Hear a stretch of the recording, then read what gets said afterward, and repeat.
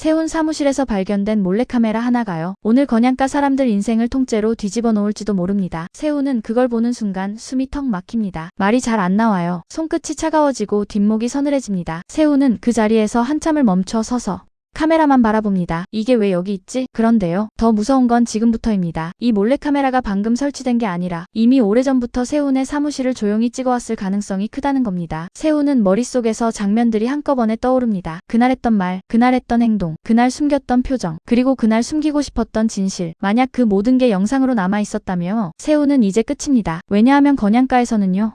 진실이 사과로 해결되는 것이 아니라 사람을 무너뜨리는 무기가 되기 때문입니다. 그리고 그 영상을 가장 기다리는 사람, 바로 진태석입니다. 진태석은 직접 손을 더럽히지 않습니다. 대신 사람을 갈라놓고 서로를 의심하게 만들고 마지막에는 증거 한 장으로 끝내버리는 사람입니다. 자, 오늘은 이 이야기입니다. 세훈 사무실 몰래카메라, 영상이 누구 손에 있는지, 그 영상이 왜 하필 지금 터졌는지, 그리고 진태석을 끌어내릴 결정적 카드가 무엇인지까지 시니어 분들도 편하게 들으실 수 있게 천천히 또박또박 끝까지 한 줄로 이어서 풀어드리겠습니다. 세훈은 몰래카메라를 손으로 들어 올립니다. 작고 가벼운 물건인데요. 세훈에게는 그게 돌덩이처럼 무겁습니다. 세훈은 속으로 이렇게 생각해요. 지금 당장 부숴버릴까? 그냥 쓰레기통에 버릴까? 아무 일도 없던 것처럼 덮을 수 있을까? 그런데요. 이런 일은 절대 그렇게 끝나지 않습니다. 왜냐하면 몰래카메라는요. 설치하는 순간이 시작이 아니라 공개하는 순간이 끝이거든요. 세훈이 지금 무서운 건 카메라가 아닙니다. 카메라 안에 들어있는 기록이에요. 세훈은 자기 입으로 말한 적도 있습니다. 나는 절대 실수 안 해. 나는 들킬 일 없어. 그런데 그 말이요. 이런 순간에는 오히려 더 무섭습니다. 실수 안 하는 사람은 없습니다. 그리고 들킬 일이 없는 사람도 없습니다. 특히 건양가 같은 집에서는요. 다들 하나씩 숨기는 게 있어요. 세훈도 마찬가지입니다. 세훈은 자신이 숨긴 게 무엇인지 딱 한 가지는 확실히 알고 있어요. 그날의 진실. 세훈이 정말로 감추고 싶은 그날의 진실이 카메라 속에 찍혀있는 순간 세훈은 끝장입니다. 여기서 잠깐만요. 시청자 입장에서 가장 궁금한 질문이 딱 하나 생깁니다. 대체 누가 세훈을 찍었나? 범인 후보는 사실 딱 3명입니다. 첫 번째 후보는 진태석입니다. 진태석은 원래 사람 약점을 모으는 사람입니다. 조용히 찍고 조용히 모으고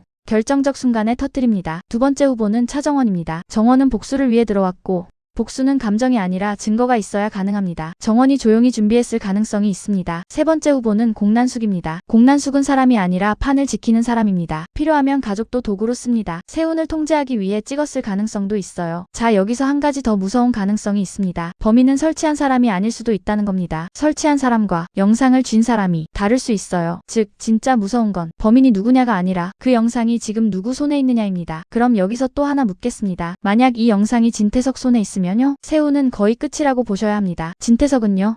영상 같은 증거를 그냥 들고만 있는 사람이 아닙니다. 진태석은 반드시 사람이 가장 약해지는 순간을 기다립니다. 사람이 가장 약해지는 순간이 언제일까요? 첫 번째, 사람이 믿는 사람이 무너질 때. 두 번째, 사람이 사랑하는 사람이 등을 돌릴 때. 세 번째, 사람이 혼자가 됐을 때. 진태석은 늘 이 세 순간을 기다립니다. 세훈은 지금 그 길로 들어가고 있어요. 세훈은 카메라를 발견했지만 오히려 더 혼자가 됩니다. 왜냐하면 이제 세훈은 누구도 믿지 못하게 되거든요. 세훈은 누가 말을 걸어도 속으로 이렇게 생각합니다. 저 사람 알고 있나? 저 사람 봤나? 저 사람은 내 편인가? 적인가? 이게 진짜 무서운 겁니다. 세훈은 아직 아무 일도 터지지 않았는데도 이미 무너지고 있습니다. 자, 이제 진태석을 봐야 합니다. 진태석은 이상할 정도로 조용합니다. 이런 폭탄이 터졌으면 보통은 흔들죠. 그런데 진태석은요. 오히려 가만히 있습니다. 왜냐하면 진태석은 내가 나서지 않아도 상대는 무너진다는 걸 아는 사람이거든요. 진태석은 직접 싸우지 않습니다. 진태석은 소리를 지르지 않습니다. 대신 이렇게 합니다. 사람들 사이에 의심을 심고 한 사람을 고립시키고 그 사람이 스스로 무너지게 만들어요. 이게 진태석의 기술입니다. 진태석은 늘 관계를 찢습니다. 부부를 찢고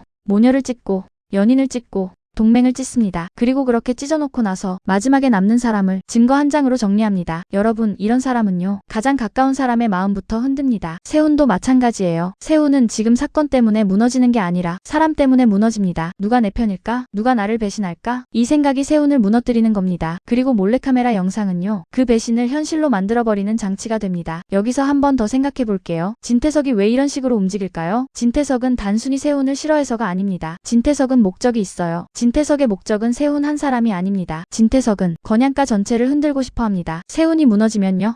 그 다음은 누가 흔들릴까요? 하늘이 흔들릴 수 있고, 정원이 흔들릴 수 있고, 헤라가 흔들릴 수 있고, 공난숙이 흔들릴 수 있습니다. 즉, 세우는 시작일 뿐이에요. 그리고 이 타이밍에 주하늘이 돌아옵니다. 하늘의 복귀는 단순 복귀가 아니에요. 이건 선언입니다. 이제 건양을 정리하겠다. 세우는 하늘을 보는 순간 숨이 더 답답해집니다. 세운 머릿속에는 이 생각이 떠올라요. 하늘이 알고 있나? 하늘이 봤나? 하늘은 지금 누구 편이지? 하늘은 말이 많지 않습니다. 하지만 시선이 차갑습니다. 하늘은 세운을 똑바로 바라봅니다. 그 눈빛은 딱 이겁니다. 너 숨긴 거 있지? 세운은 그 시선이 너무 싫습니다. 왜냐하면 하늘은 끝까지 확인하는 사람이기 때문입니다. 확인하는 사람은요, 끝까지 갑니다. 여기서 시청자분들이 또 궁금해져요. 하늘은 왜 하필 지금 돌아왔을까? 이게요, 너무 절묘합니다. 하늘이 돌아온 그날, 몰래카메라가 발견됐고 공난숙이 움직이기 시작합니다. 이게 우연일까요? 저는 우연이 아니라고 봅니다. 하늘도 뭔가를 알고 들어온 겁니다. 하늘은 뭔가를 확인하러 온 겁니다. 그리고 하늘이 확인하는 대상은요, 단순히 세운만이 아닐 수 있어요. 하늘은 건양 전체를 보고 있습니다. 하늘은 누가 이 집을 망치고 있는지,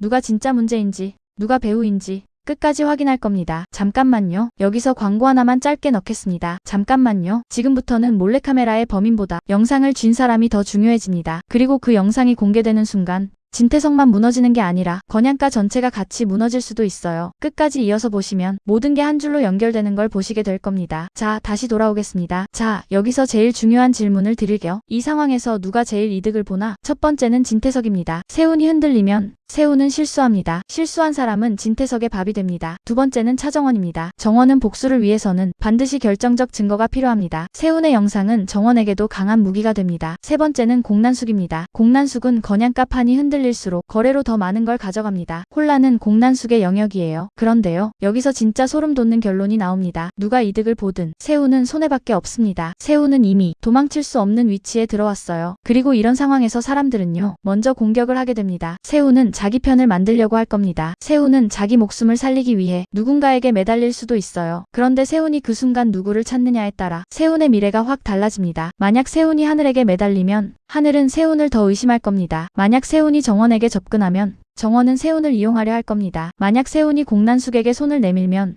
공난숙은 세운을 거래 카드로 쓸 겁니다. 그리고 만약 세운이 진태석에게 굴복하며 그건 세운이 스스로 무덤을 파는 겁니다. 세운은 지금 어떤 선택을 해도 안전하지 않습니다. 이게 세운이 처한 현실입니다. 이쯤에서 차정원을 다시 봅니다. 정원은 세미에게 마음을 털어놓는 장면이 있었죠. 그 장면은 착해졌다는 장면이 아닙니다. 정원은 지금 준비가 끝났다는 신호를 준 겁니다. 복수자는요, 감정으로 움직이지 않습니다. 복수자는 증거로 움직입니다. 정원이 진짜 무서운 이유가 여기 있어요. 정원은 울다가도 갑자기 표정이 바뀝니다. 정원은 마음이 흔들리는 사람이 아니라 결심이 굳어지는 사람입니다. 정원은 속으로 이렇게 말할 겁니다. 이제부터는 내가 끝내겠다. 그리고 정원이 이런 모드로 들어가면요, 진태석도 절대 가만히 있지 않습니다. 즉, 정원과 태석이 정면으로 부딪힐 가능성이 커집니다. 여러분, 여기서 아주 중요한 포인트 하나가 있습니다. 정원과 진태석의 싸움은요, 감정 싸움이 아닙니다. 둘 다 증거를 잡는 싸움입니다. 정원은 증거를 모을 것이고 진태석은 증거를 숨길 것이고 둘은 결국 공개 타이밍을 가지고 싸울 겁니다. 그리고 여기서 가장 먼저 무너지는 사람은요, 증거를 가진 사람이 아니라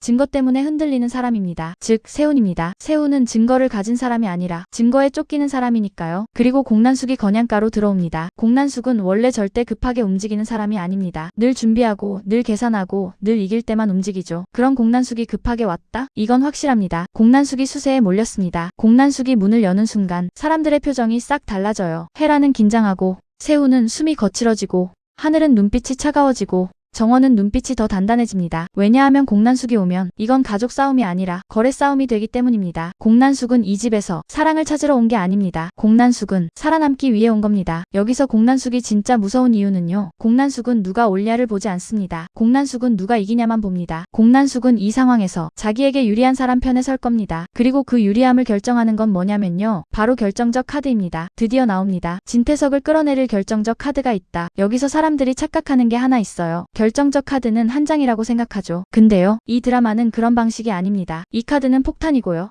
폭탄은 연쇄 폭발입니다. 진태석만 끝나는 게 아니라 헤라도 무너질 수 있고, 공난숙도 무너질 수 있고, 세운은 당연히 무너지고, 정원도 같이 흔들릴 수 있고, 하늘까지 위험해질 수 있습니다. 왜냐하면 건양가의 비밀은 항상 한 사람만의 비밀이 아니거든요. 여러 사람이 알고, 여러 사람이 숨기고, 여러 사람이 침묵으로 지킨 비밀입니다. 그래서 결정적 카드가 공개되면요, 한 명만 죽는 게 아니라 여러 명이 같이 다칩니다. 잠깐만요. 여기서 또 하나 중요한 질문이 있습니다. 그 결정을 누가 하느냐예요. 카드가 있다는 게 중요한 게 아니라 그 카드를 누가 공개하느냐가 중요합니다. 진태석을 죽이려고 카드를 공개하면 건양가도 같이 죽을 수 있어요. 그럼 누군가는 이렇게 생각하겠죠. 차라리 숨기자. 차라리 거래하자. 여기서 거래의 여왕이 누구냐면요. 공난숙입니다. 공난숙은 카드를 보고 바로 거래를 제안할 가능성이 높습니다. 세훈에게도, 헤라에게도, 정원에게도요. 그리고 바로 그 순간부터 이 집은 진짜로 끝장 싸움이 됩니다. 잠깐만요. 여기서 광고 한 번 더 짧게 넣겠습니다. 잠깐만요. 결정적 카드가 공개되면요.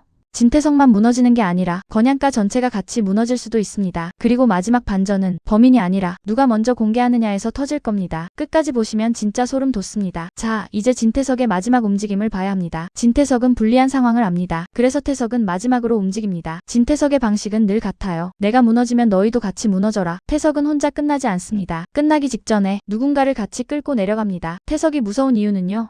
망하기 직전이 가장 잔인하기 때문입니다. 여기서 진태석이 가장 노릴 사람은 누구냐면요. 세훈입니다. 왜냐하면 세훈은 흔들리고 있고, 세훈은 겁이 많고, 세훈은 실수할 가능성이 크거든요. 진태석은 세훈에게 네가 먼저 무너져라라고 할 겁니다. 세훈을 무너뜨리면 정원도 흔들리고, 하늘도 흔들리고, 공난숙도 거래를 더 크게 만들 수 있습니다. 세훈은 그걸 알면서도 막을 방법이 없습니다. 세훈은 생각합니다. 태석이 무너지면 나도 같이 죽는 거 아냐? 그래서 세훈은 더 흔들립니다. 더 겁을 먹습니다. 그리고 공포에 잡힌 사람은요. 반드시 실수합니다. 그 실수가 결정적 카드가 되는 겁니다. 자, 마지막으로 정리하겠습니다. 세훈 사무실에서 몰래카메라가 발견됐고요. 그 카메라는 감시가 아니라 폭로를 위한 장치였을 가능성이 큽니다. 세훈은 이미 늦었다는 공포에 갇혔고요. 진태석은 조용히 관계를 찢고 있고요. 하늘이 복귀하면서 전쟁이 시작됐고요. 정원과 공난숙이 움직이면서 판이 거래로 바뀌었습니다. 그리고 결정적 카드가 등장했습니다. 그런데요. 이 카드가 공개되는 순간 진태석만 끝나는 게 아닐 수도 있습니다. 건양가 전체가 같이 무너질 수도 있습니다. 여러분은 어떻게 보시나요? 몰래카메라를 설치한 진짜 범인은 진태석이라고 보시나요? 아니면 정원일까요? 공난숙일까요? 혹은 하늘일까요? 그리고 가장 중요한 질문 하나 더 드릴게요. 그 영상은 지금 누구 손에 있다고 보시나요? 댓글로 꼭 남겨주세요. 구독과 좋아요, 알림 설정해 두시면 다음 회차 반전도 바로 이어서 전해드리겠습니다.